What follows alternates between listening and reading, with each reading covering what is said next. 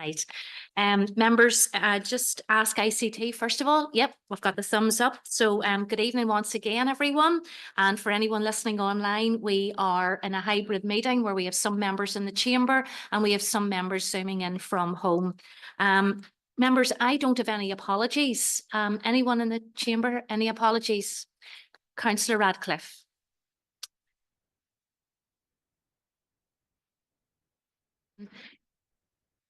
Councillor Radcliffe, have you got your... It's not, could you try taking it out again and putting it back in your card? Yep.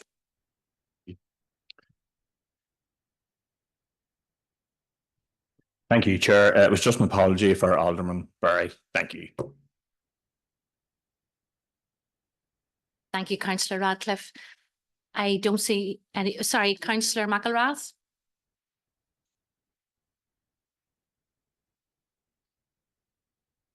Thanks, Chair. If Councillor Armstrong hasn't been able to join online, then an apology for him as well, please. Okay, thank you, members. I don't see any more lights on. Okay. Declarations of interest, happy to declare them as the meeting progresses, if that's okay with you. Agenda item 3, there is 4 items for information, but I am aware that they're quite hefty items. So is anyone anything they want to raise under 3.1, 2, 3 or 4? Yes, Councillor McLeod.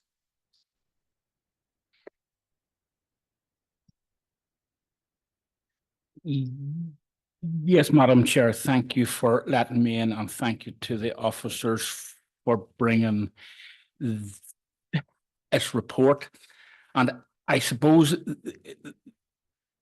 the fundamental problem in terms of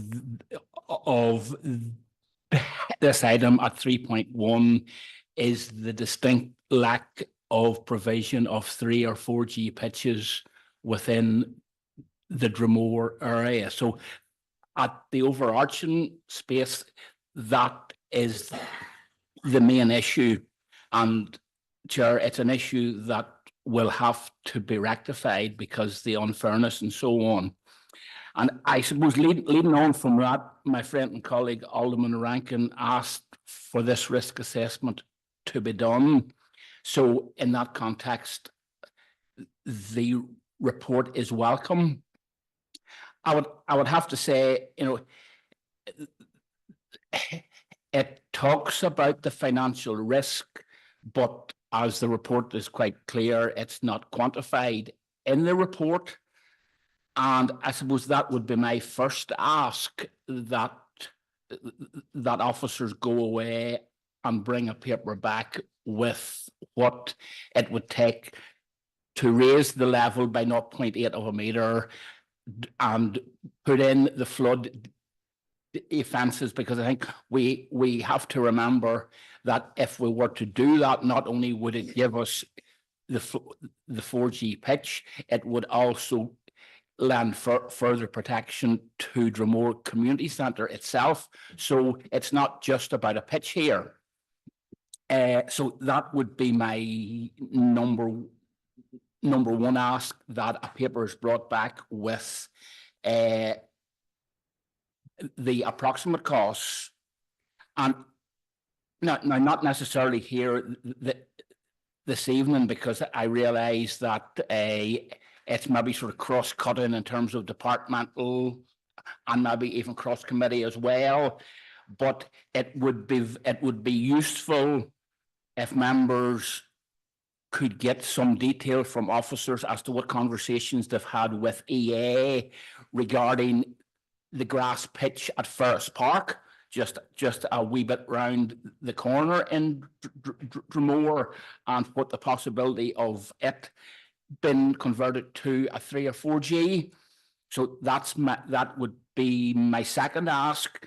And my third ask would be to have an update as to where we are with the potential for 3 or 4G pitch provision in the new Dromore High School.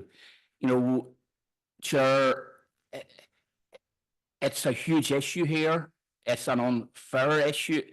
It's unfair on the residents of Dromore and its surroundings, that they haven't, that they've got woefully inadequate provision of 3 and 4G pitches. So there's a few asks in there, there's a few comments. I know they're cross-cutting, but it would be really appreciated if we could get an update on all of those issues, Chair. Thank you.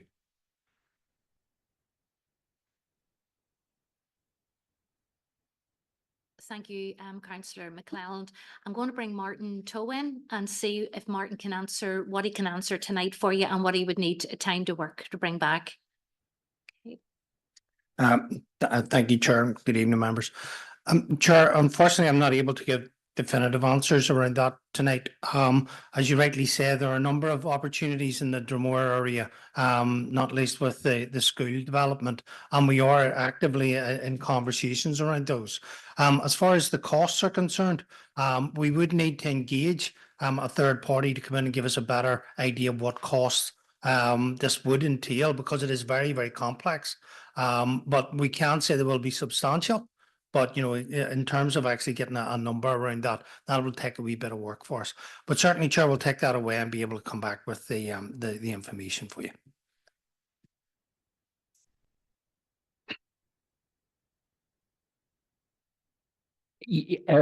Chair, thank you for indulging me and allowing me back in, and thank you for the commitment, Marty. And yeah, you know, I mean, we totally get that it is complex, and certainly, Chair, if you need a proposal, that we would engage a third party in terms of doing a cost on the defences and the raising and the overall provision at the community centre, I would be happy to propose. Thanks, Chair. Okay, thank you, Councillor McClelland. I do have a few hands up. Is either of those hands, Councillor? Sorry, first of all, could I ask Councillor Joy Ferguson, are you happy to content to second that proposal? I hadn't intended to, but maybe there's a Dromore member, perhaps, Chair, who would like to come in and second Councillor that. Ferguson, we can't hear you. Sorry, wait a bit, try again. Can you hear me now, Chair? I can hear you. Seems to be online, but maybe not in chamber.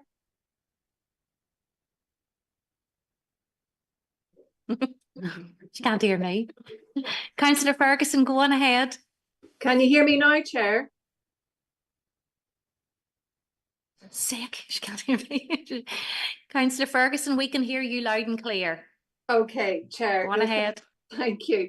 You asked me about seconding Councillor McClelland's proposal. That's not why I have my hand up. Perhaps maybe there's a Dromore member or someone who's closer to that who wanted to second that, just to answer your initial question.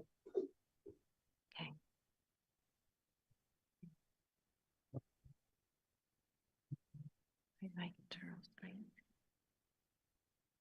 This isn't where we are now. Members, I don't want to move on. There's about 4 lights on here, but I don't want to move on away from at this point. Is there anyone content to second Councillor McClelland's? Councillor Johnson. Okay. I'm going to call Councillor, I'm out of sequence a little bit, but I'm calling Councillor Johnston in because she's happy to content to second it, but she also wants to mention something in connection to it. So then I will come back to you then, Councillor Ferguson.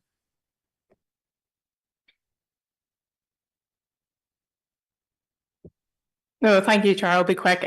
Just to concur with Councillor McClelland's comments, I think there's a couple of different options that we could look at in terms of the 3G and 4G pitches across Dromore. So if we can weigh up those options to see which is the best fit to improve those sites, because it is really needed. But yes, happy to second, Chair. Thank you.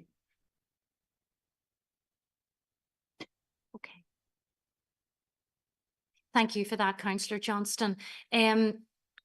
Jonathan has indicated he would like to come in. Jonathan, your key card's not working either. Could you try, ask you? Okay, thank you. Thank you, members. Just probably a point of clarification in relation to committee. So the report that Martin would take back would be a report in relation to the next steps and the costs associated with getting the information to take back to committee. As Marty has alluded to there, there would be additional consultancy fees that we would have to seek a budgetary approval for. to collect that information, to put it into a report, to take it back into committee. So I suppose that's the report that Marty would be taken back through into committee in relation to these are the next steps, and this is the cost that it would take to get that information to present that back into full council. So just to be clear with members in relation to how that sequencing of requests would go in relation to the report. The report coming back is more around, this is the information members are seeking to report back into. This is the cost that it would take to get this information back in. So I suppose it's an intermediary step before we actually take all of the information back. We would have to appoint a consultant to do that information for us.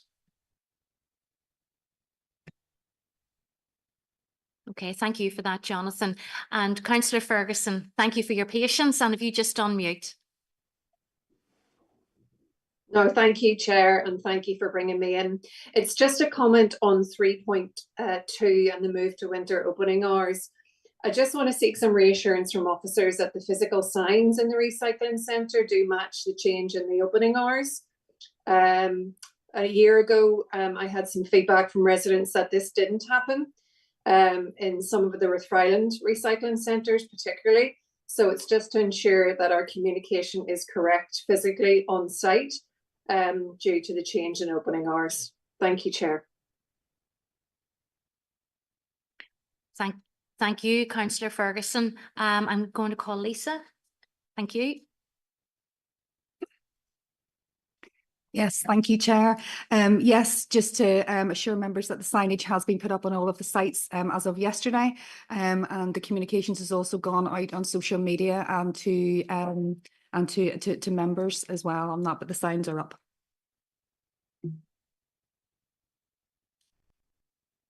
Thank you, Lisa. Councillor Ferguson, would you like to come back in on that? Nope. Thank you. That's great. Okay. Councillor Hockian.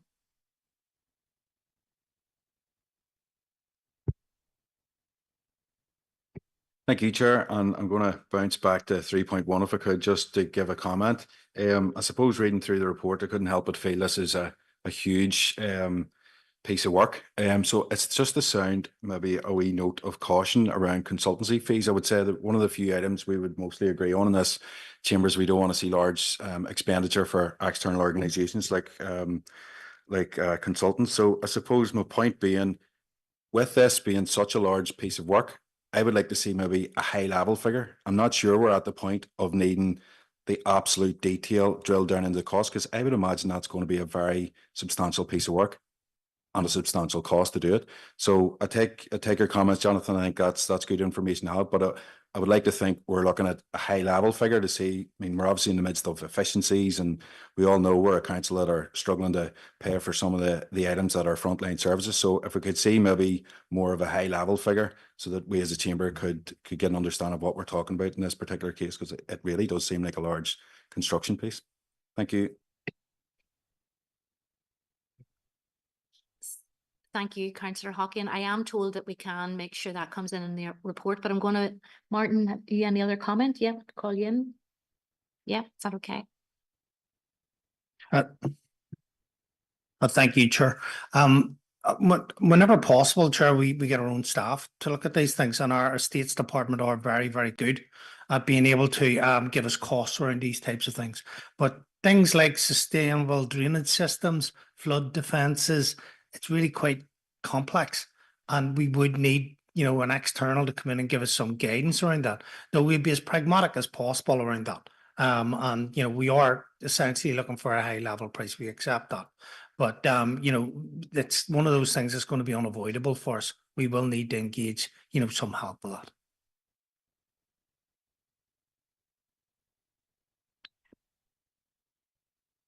Councillor Hockian, are you content with that, or would you like to come back? Yes, I'll call you now. Thank you, Chair. It's just to agree with that. Like that is what I'm saying. It just a few times in the council, sometimes we can get ahead of ourselves and start paying for things and reports, and we're nowhere near that. We're obviously all mindful of the cost of things like this, and it is a very technical issue. So fully appreciate that, and I look forward to the report. Thank you, Councillor Hockian. And Alderman Barr, would you unmute? Thank you. Thank you, Chair. And just to sort of echo what was said previously there, and yet Dromore definitely deserves a synthetic football pitch to facilitate for the growing town that it is. I totally support going forward that we utilise all the resources that we have and to look at any or all the options that we have on the table before we go out and bring in consultants. But yeah, happy in the direction. Thank you, Chair. Thank you, Alderman Barr. Councillor McElrath.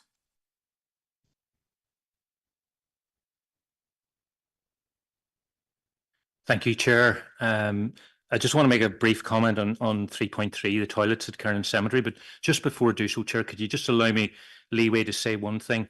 There's a number of folk travelled over here tonight. I think, and the expectation we're perhaps going to be a discussion around the consultation in relation to the public health bill. And I know some of our people have spoke to them on the way in, and it's just to say thank you. Some of them are perhaps in the chamber, some of them outside, and it's just to say thank you.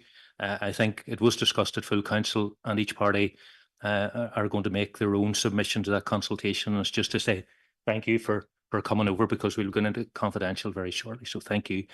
Just in relation to 3.3, Chair, toilets at Kernan Cemetery. Listen, note the report and so on. Just would say, huge cemetery, lots of visitors, big funerals. Would be my mind that closure of the toilet facilities out there would be the last resort. And I know it's mentioned a couple of times in the brief report. So, if we can do anything around that, that would be really, really appreciated, Marty. And I know you are doing your best. And, if there's any way that we can help as members, I mean, it's absolutely unbelievable that, toilets at a cemetery are being disrupted and vandalized. It's unbelievable, but it's just as members, if there's anything we can do to try and highlight the issue, we're very much on for that. As I say, closure probably wouldn't sit well with our members, and maybe others across the chamber as well. So listen, we keep an eye on that, but thank you for the report.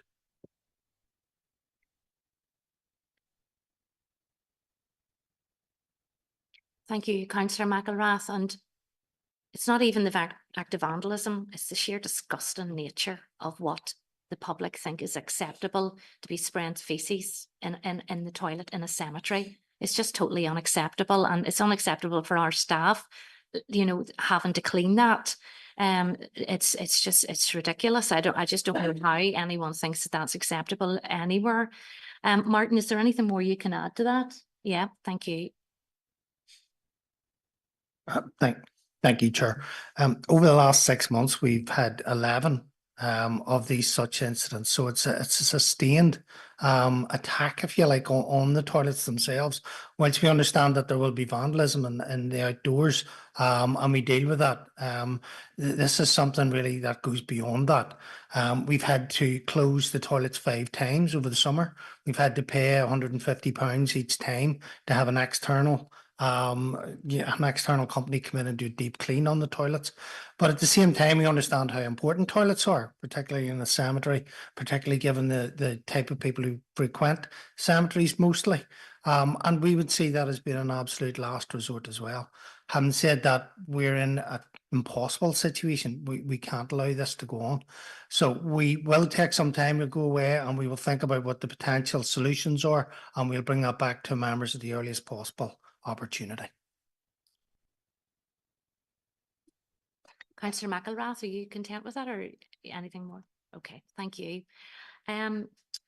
Members, could I have a proposer and a seconder to go into confidential business, please? Thank you, Alderman Moutry and Councillor McClelland. Members, in accordance with Schedule 6 of the Local Government Act, we will now be moving into a confidential session of the Council.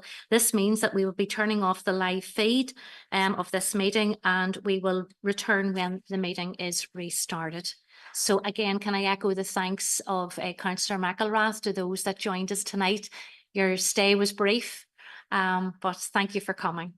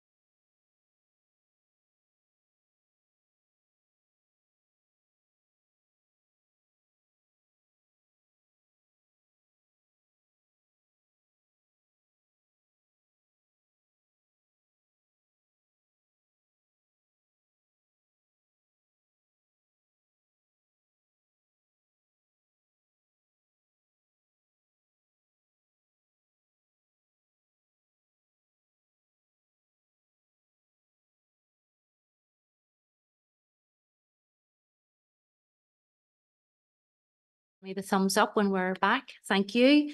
Members, could I have a proposer and a seconder to agree the recommendations that we made in committee? Councillor McClelland and Alderman Moultrie. Thank you. Members, I don't have any correspondence. I do, however, have one item of AOB, and that's over to Alderman Moultrie.